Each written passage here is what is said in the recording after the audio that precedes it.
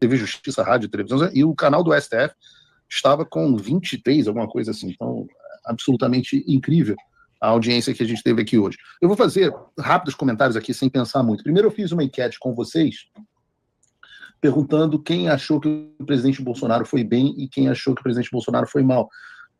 E a enquete mostrou que 77% das pessoas acharam que o presidente Bolsonaro foi bem, estava indo bem, e 23% achavam que ele não estava indo bem. Eu vou encerrar aqui a enquete agora nesse momento.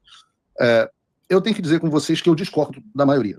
Eu acho que o presidente Bolsonaro, até que para o final do depoimento, foi melhor, mas, de um modo geral, eu achei que foi ruim. Não foi um desastre completo, talvez não queira ser hiperbólico aqui, mas foi ruim. No seguinte sentido, por quê? Vou dizer para vocês quais foram os grandes problemas desse depoimento, na minha opinião. Primeiro, eu achei o presidente pouco preparado nas respostas. Achei que ele poderia ter anotações mais claras e melhores. Ele abre ali num bom momento, dizendo, olha, a crença dele nas urnas eletrônicas foram colocadas à prova, e ele tinha a opção de ler ali Leonel Brizola, Gilmar Mendes, Simone Tebet, sei lá, até trouxe o Flávio Dino, e não me lembro quem foi o outro cara que ele trouxe, acho que foi o Lupe.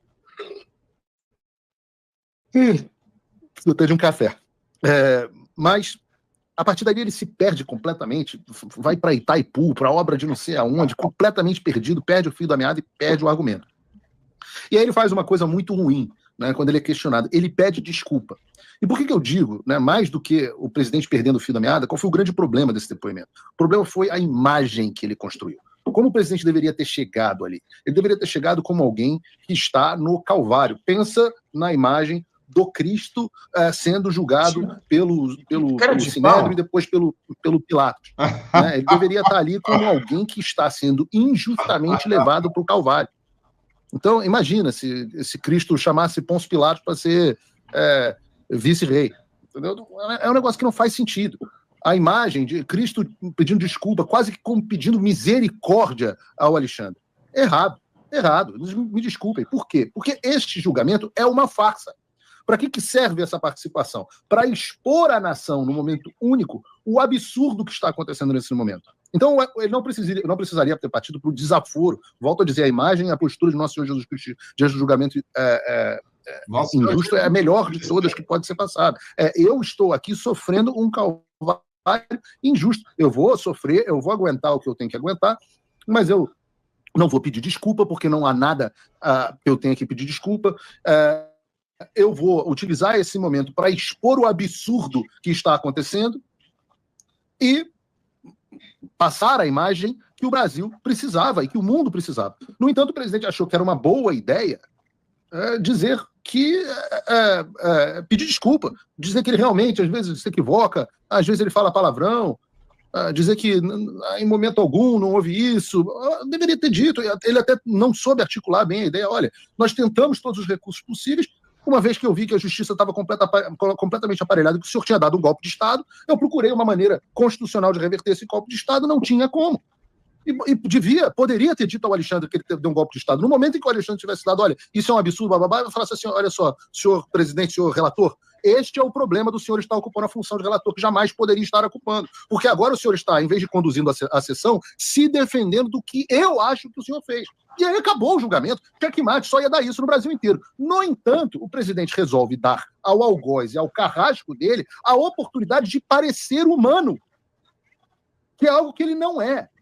Por que o Bolsonaro faz isso? Porque o Bolsonaro é uma pessoa legal e porque ele acredita que ele vai conseguir a simpatia de alguém com piadas. Porque na vida inteira dele ele é assim, ele lida com seres humanos e não está equipado, até hoje, para lidar com um psicopata, com um louco tirano.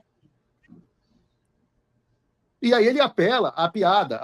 Aí você fala assim, Paulo, o Eduardo até postou aqui, eu até discordei, para você ver como tem discordância bacana dentro da direita, né? O Eduardo postou aqui, a gente não vai ter aqui, mas eu vou ler aqui o que ele postou. Ele postou o seguinte, ele apagou. Ele tinha postado que só os apoiadores do presidente Bolsonaro não tinham entendido a piada que ele tinha feito, parecia o caso do Léo Lins, etc, etc. E aí eu disse o seguinte, comentei, todo mundo entendeu que era piada, só que a piada foi na hora e no lugar errado. Eu duvido que a família do Clezão tenha achado graça. Porque eu não achei. Eu não achei engraçado chamar o sujeito que destruiu a minha vida pessoal, que me impede de voltar para minha própria pátria, para ser vice. Não achei a menor graça. Me perdoe. Aliás, digo até que é o seguinte, achei graça da ingenuidade do presidente Bolsonaro, do personagem que ele é, do como ele é tiozão. Mas da piada em si eu não achei a menor graça. Absolutamente não achei. E eu digo a vocês, e hoje não sabia que a gente ia ter Paulo Figueiredo Show exatamente na hora do depoimento do presidente. Paulo Figueiredo Show. E amanhã a gente vai falar mais sobre isso no programa. Mas até o julgamento, até o interrogatório do presidente Bolsonaro, todos os outros interrogatórios tinham sido maravilhosos. Maravilhosos. No julgamento, no interrogatório do Mauro Cid, ele destruiu a tese de organização criminosa, ele destruiu a fase de execução, ele desassociou completamente o presidente, ele desassociou completamente o general Braga Neto, desassociou completamente o 8 de janeiro, me inocentou de forma categórica.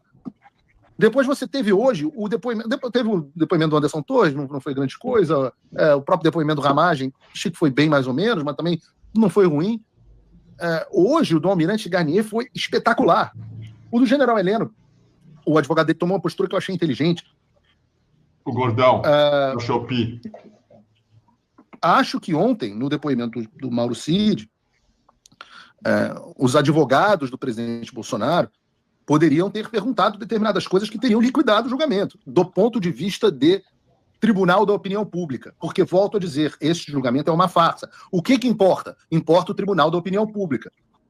E é neste tribunal que toda a estratégia tem que ser feita. Isso é uma loucura também, né, Vinícius? O que importa é a justiça, o que importa é o sujeito até ter bons advogados para poder escapar da prisão de uma maneira em que ele consiga se defender. O Tribunal da Opinião Pública tem que ser uma consequência disso, de você fazer uma boa defesa, ter firmeza, etc. e tal. Esses caras, além de tudo, você tem razão. É muito fácil para ele falar de lá dos Estados Unidos, porque ele fugiu da justiça.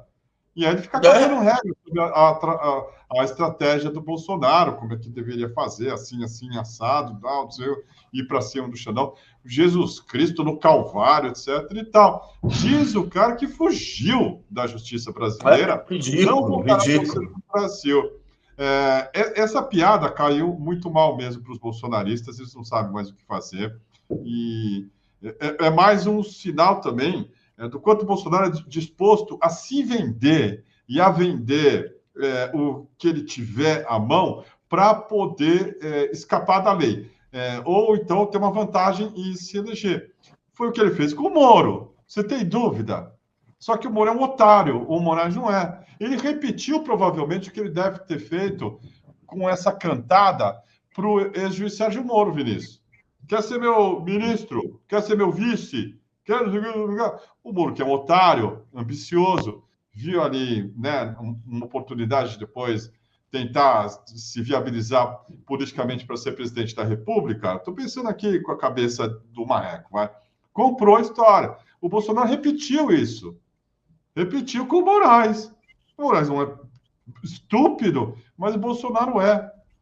Impressionante, assim, né? Ali estava desnudado quem é esse cara, um escroque, um golpista barato e que tenta comprar as pessoas porque ele está à venda. Vamos só ver aqui. Nós estamos só mostrando um pouquinho desse Paulo Figueiredo para entender o desespero na extrema-direita, tá? Esse cara aqui é aliado do Eduardo Bolsonaro, até citou um tweet que o Eduardo Bolsonaro tirou do X, também revelador, fazendo comparação esdrúxula com o caso do Léo Lins, etc. e tal. Mas para a gente entender como é que esses caras estão sem pai nem mãe. Manda superchat, gente. A eles. Disse o seguinte: o presidente Bolsonaro deveria estar maquiado para parecer bem, posição de estadista, defendendo quem ele é, e em momento algum ele já abre com excelência. Essas chações de saco são absolutamente desnecessárias. Senhor relator está ótimo. Excelente, não tem nada disso. Qual é a excelência de alguém? O Alexandre, qual é a excelência do pseudo-juiz? Não consigo entender. Não consigo entender. Realmente não consigo entender. A pergunta que poderia ter sido feita ao Coronel Mauro Cid. Coronel Mauro Cid, está sendo aqui dito o tempo inteiro, o Ministério Público utiliza a palavra golpe eu quero fazer uma pergunta ao senhor. A palavra golpe foi utilizada pelo presidente em qualquer momento ou é uma invenção do Ministério Público? Ou da Polícia Federal? Eu tenho absoluta certeza que o Coronel Cid ia dizer. Não, realmente a palavra golpe eu nunca ouvi.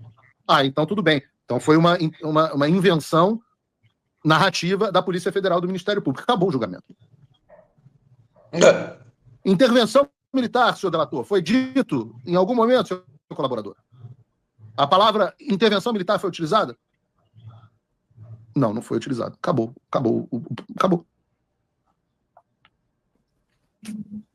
Posso fazer um comentário? Agora, bastava. Teria acabado no primeiro. Olha, senhor, a pessoa está vendo qual é o problema se você ser acusado... Pode, diga lá. Tá vendo? Ele se equivoca. Pode falar. Tá me ouvindo? Tá ouvindo? Eu tô ouvindo o Vinícius e o Kiko. Sim, vocês estão me ouvindo? Vai lá. Boa. Pode falar. O Paulo Figueiredo, ele se equivoca também com a função desse momento na instrução processual, sabe? Daquilo que eu estava falando no começo. Se o Mauro Cid falasse isso, acabou o julgamento. Se não falasse que nunca defendeu intervenção, acabou o julgamento. Não acabou o julgamento, porque existem provas de que aquilo que estaria sendo dito é mentira. A gente publicou aqui no DCM uma matéria a respeito de um áudio que vazou, que nós tivemos acesso, do que o Jair Bolsonaro mandou para aquele comediante do Hipócritas, em que ele fala: ô Paulo, o cara também chama Paulo, por coincidência, né?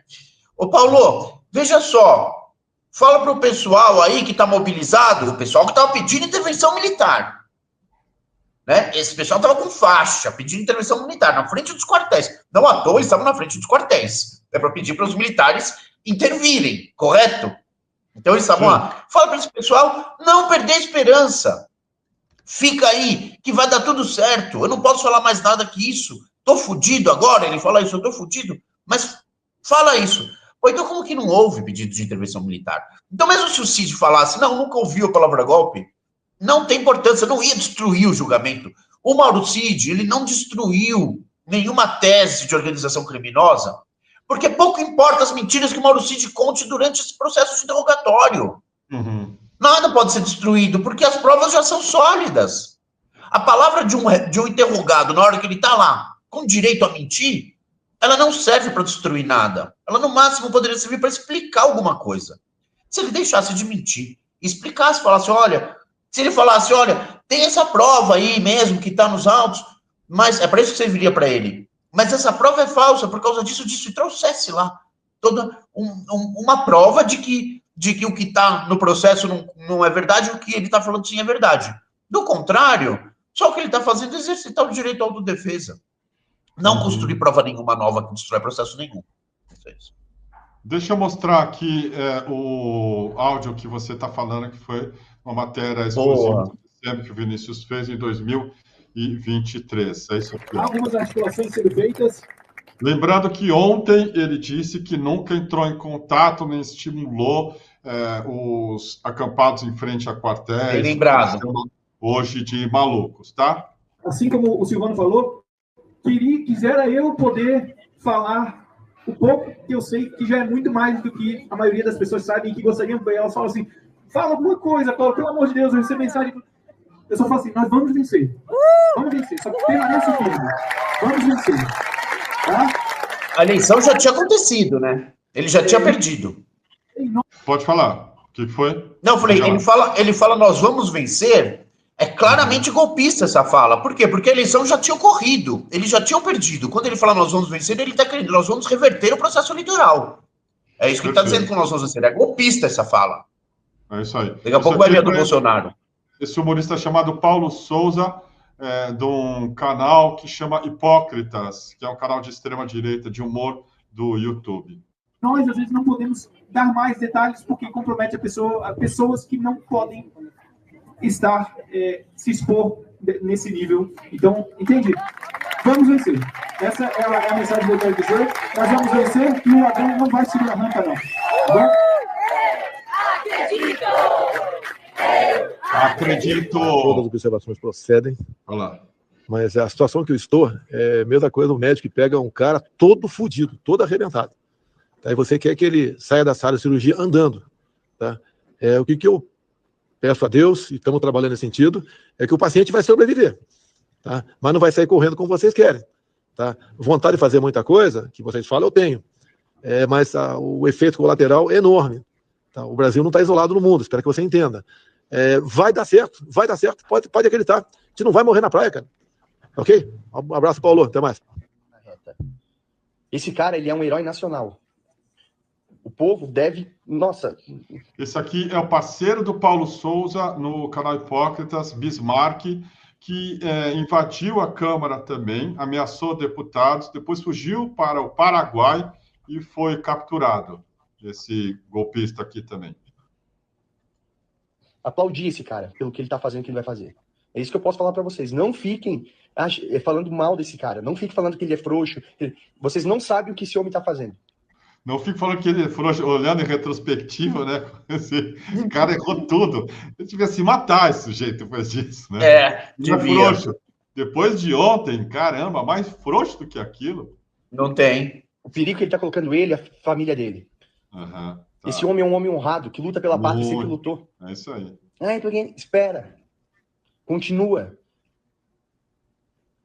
É questão de dias. As coisas vão pegar. Entendeu? Se cuidem. Vão pra rua, lute. Eu estou disposto a morrer pelo Brasil também, junto com ele. Não vou abandonar. Ridículo, né? E eu fico... Diga lá, pois não. Sim, diga. Eu tô ouvindo. Te ouvo. Não, só ver. Quando o Bolsonaro fala para aquele Paulo, depois das eleições terem sido encerradas, né? Nós não vamos morrer na praia. E o que ele está querendo dizer? E foi o que o cara transmitiu para as pessoas lá. Gente, calma que a gente está preparando um golpe.